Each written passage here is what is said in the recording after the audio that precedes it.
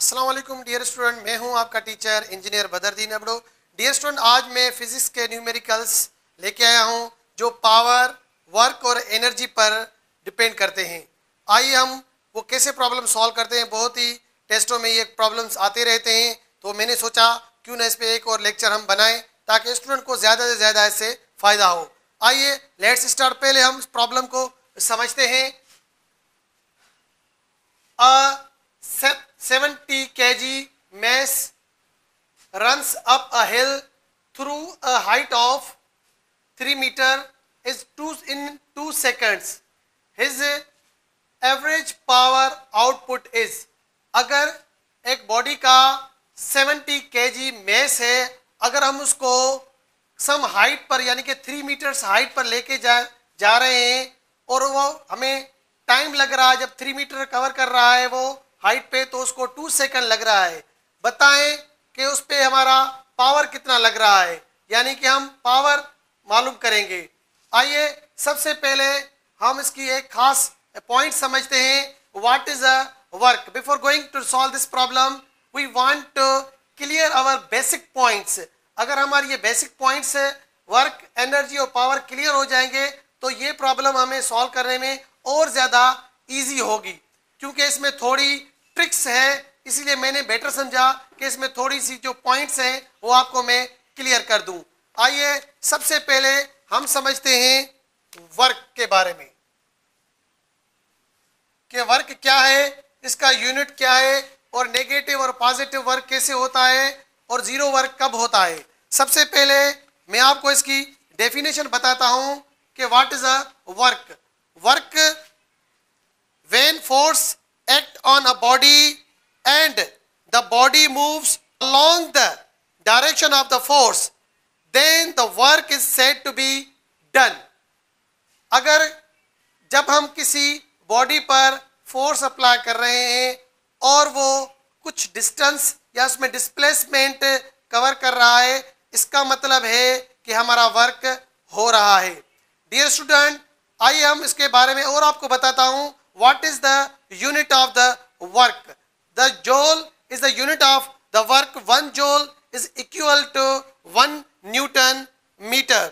आइए हम आपको और इसके बारे में बताते हैं कि what is a positive work। If our angle is 0 degree, then our work is positive or a maximum। If our angle is a 90 degree, our work is 0। If our angle our 180 degree, our work is a negative। My dear student, ये entry test में बहुत ही question ये आते हैं कि हमारा zero work कब होता है, पॉजिटिव कब होता है और नेगेटिव कब होता है। ये बहुत ही इंपॉर्टेंट पॉइंट है। आई होप आपको ये पॉइंट समझ में आ चुकी होगी। इसको और आप वीडियो को और रिपीट करके देखेंगे, सुनेंगे तो इंशाल्लाह ताला आपका और कॉन्सेप्ट क्लियर हो जाए। जो मैंने पॉइंट्स आपको ये बताई हैं, प्लीज इसको नोट कर दें ताकि ये आपका कॉन्सेप्ट और क्लियर हो जाए। अब मैं समझता हूं उसके बाद जो आपकी गोल्डन पॉइंट है वो है व्हाट इज द पावर।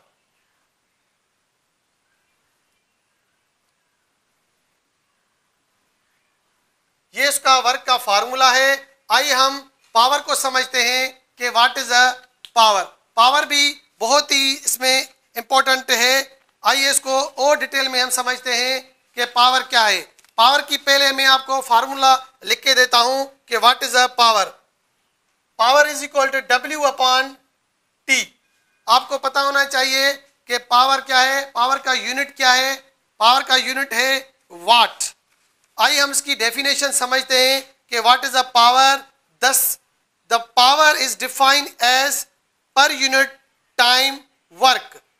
अगर कोई भी काम गिवन टाइम में मुकम्मल हो तो हम उसको पावर कहते हैं। आइए अब हम थोड़ी बहुत इसका कॉन्सेप्ट हमें क्लियर हो चुका है। अब हम जो है इसका प्रॉब्लम को सॉल्व करने की कोशिश करते हैं कि प्रॉब्लम ये कैसे सॉल्व होगा, और मैं इसके और डिटेल में आपको बताऊंगा इंशाल्लाह ताला। अगर कोई भी ऐसी पॉइंट होगी तो मैं कोशिश करूंगा कि वो पॉइंट्स भी आपका क्लियर हो जाए। आइए डियर स्टूडेंट, इस प्रॉब्लम को समझने के बाद हम इसकी डेटा निकालते हैं। हमारे पास जो मैस मिला हुआ है वो है 70 kg। अब mass runs up a hill through a height of 3 metres. एक जो मेस है वो 3 मीटर्स हाइट पे गया है, तो ये आपका 3 मीटर्स इसकी हाइट हो गई। इन 2 सेकेंड्स हमारे पास जो टाइम मिला हुआ है वो 2 सेकेंड्स है। इस एवरेज पावर आउटपुट आपको फाइंड करना है। जब बॉडी हाइट पे गई है तो डेफिनेटली यहाँ पर ग्रेविटी की इन्वॉल्वमेंट होगी। मीटर पर सेकेंड स्क्वायर हमारे पास जी की वैल्यू है। ये हमारा डेटा है। आइए हम पावर का सबसे पहले प्रॉब्लम जो है फार्मूला लिखते हैं, यानी कि सॉल्यूशन हमारी ये है। तो P is equal to W upon T। Power का फार्मूला ये W अपॉन T ये फार्मूला है, लेकिन W हमारे पास यहाँ पे मौजूद इस प्रॉब्लम में नहीं है। तो आपको पता होना चाहिए जब पोटेंशियल एनर्जी क्या किसको कहते हैं, a body possessive energy due to virtue of its position due to height of its. यानी कि अगर हम बॉडी को हाइट पे लेके जा रहे हैं, डेफिनेटली उस पे पोटेंशियल एनर्जी जो है उसमें आ रही है। तो हमारा पोटेंशियल एनर्जी का फार्मूला क्या है, mgh। तो mgh W is equal to mgh आपका ये हो जाएगा। तो अब हम इसमें पुट करेंगे mgh पुट करेंगे अपॉन टाइम। तो m हमारे पास 70 है, g हमारे पास 10 है, और हमारे पास हाइट जो है 3 है, डिवाइडेड बाय टाइम हमारे पास 2 है। तो P इज इक्वल टू यानी कि 70 मल्टीप्लाई बाय 5 मल्टीप्लाई बाय 3, तो 1050 वाट आपका आंसर आ जाएगा।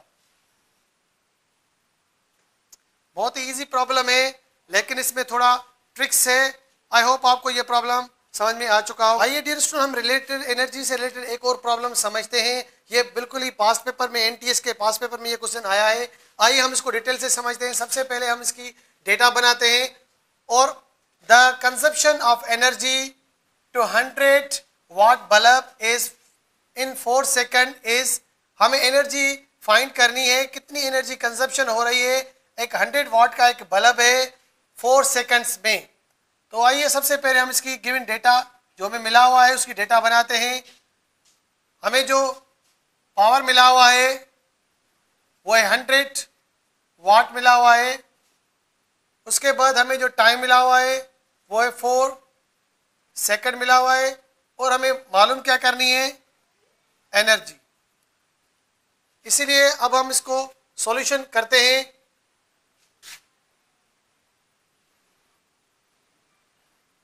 बिफोर सॉल्व दिस प्रॉब्लम आपको पता होना चाहिए व्हाट इज द एनर्जी और इसका यूनिट क्या है। एनर्जी क्या किसको कहते हैं, capability of the doing work, काम करने की सलाहियत को हम एनर्जी बोलते हैं। और एनर्जी का जो एसआई सिस्टम में जो यूनिट है वो है जूल।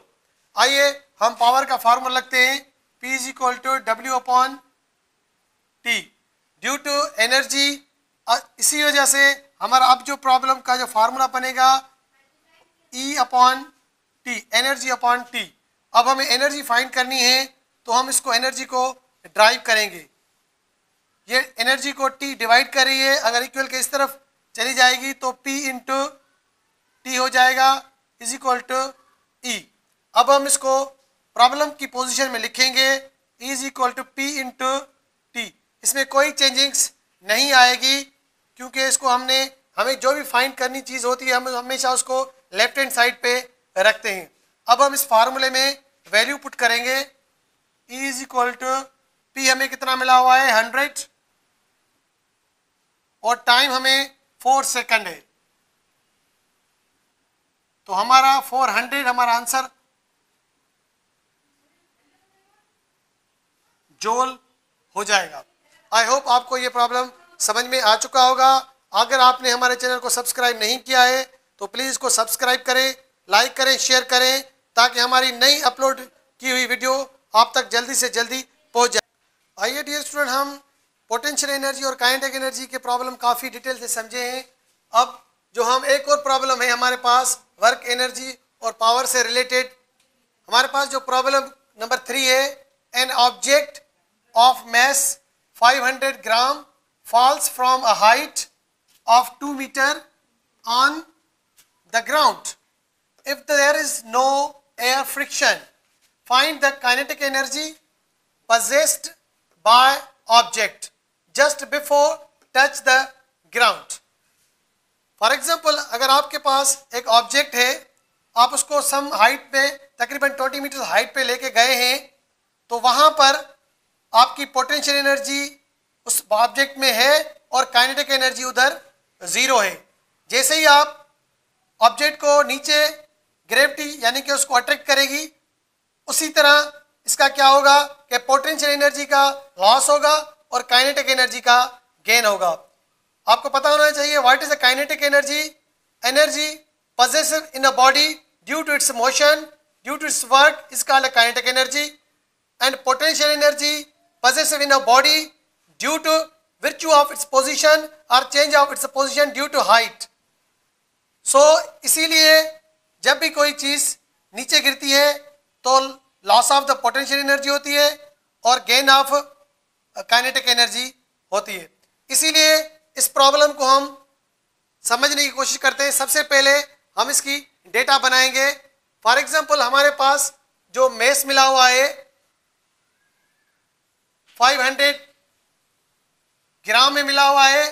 आपको मैंने पहले ही बताया है कि हमारे एसआई सिस्टम में ग्राम यूनिट नहीं है, मेस का किलोग्राम है, इसीलिए हम इसको किलोग्राम में कन्वर्ट करेंगे। आपको पता होना चाहिए कि 1 kilogram is equal to thousands gram. 1 kilogram is equal to thousands gram. So therefore gram को अगर आप किलोग्राम में कन्वर्ट कर रहे हैं तो आपको 1000 से 500 को डिवाइड करना पड़ेगा। अब हम क्या करेंगे, 500 को 1000 से डिवाइड करेंगे तो हमारे पास आंसर आएगा 0.5 kg। क्योंकि ये इसका जीरो कैंसिल, ये दोनों इसको 0 10, यहाँ पर एक जीरो है तो हम लेफ्ट हैंड साइड से एक नंबर के बाद डेसिमल देंगे। आई होप आपको ये समझ में आ चुका होगा कैसे मैंने ग्राम को किलोग्राम में डिवाइड किया है, कन्वर्ट किया है। अगर आप किलोग्राम को ग्राम में चेंज करेंगे तो 1000 से आपको मल्टीप्लाई करना है। अगर ग्राम को किलोग्राम में कन्वर्ट करना है तो 1000 से आपको डिवाइड करना पड़ेगा। बड़े को नंबर को अगर छोटे यूनिट में करेंगे तो मल्टीप्लाई होगा, छोटे यूनिट को अगर बड़े यूनिट्स में कन्वर्ट करेंगे तो ये डिवाइड होगा। आइए हम आगे चलते हैं। हाइट बता रहा है, इसकी जो हाइट है जिस ऑब्जेक्ट को हम लेके गए हैं वो है 20 मीटर। ये हमारा यूनिट बिल्कुल ही ओके है। उसके बाद डेफिनेटली एक ऑब्जेक्ट जब हाइट पे गई है वो नीचे गिरेगी तो उस पर ग्रेविटी जो है उसका यूज होगा, इसीलिए हमारी ग्रेविटी का जो वैल्यू है वो 10 मीटर पर सेकेंड स्क्वायर है। डियर स्टूडेंट, आपने देखा मैंने डेटा बनाया है। अब हम देखेंगे इसमें कि हमें क्या फाइंड करना है, काइनेटिक एनर्जी फाइंड करनी है। तो हम काइनेटिक एनर्जी लिखेंगे, kinetic energy is equal to question mark. I hope यहाँ तक आपको डेटा निकालना समझ में आ चुका होगा। एक और आप एक प्रॉब्लम आपको बता देना चाहता हूँ कि जब भी आपकी ऑब्जेक्ट नीचे आ रही है तो काइनेटिक एनर्जी इसकी इंक्रीज हो रही है, पोटेंशियल एनर्जी डिक्रीज हो रही है, तो तभी हम एक फार्मूला यूज करते हैं, loss of potential loss in potential energy equal to gain in potential gain kinetic energy. So इसीलिए हमें फार्मूला लिखेंगे कि kinetic energy potential energy is equal to kinetic energy, therefore kinetic energy is equal to kinetic energy is equal to mg H, क्योंकि हमें जो है before touch the ground kinetic energy find करनी है। तो kinetic energy is equal to M हमारे पास क्या है 0.5 है, जी हमारे पास 10 है और एच हमारे पास 20 है। Kinetic energy is equal to, अगर आप इसको मल्टीप्लाई करेंगे तो इसका आंसर 100 जूल्स इसका आंसर आ जाएगा। आई होप यहां तक आपको समझ में आ चुका होगा। Thank you very much.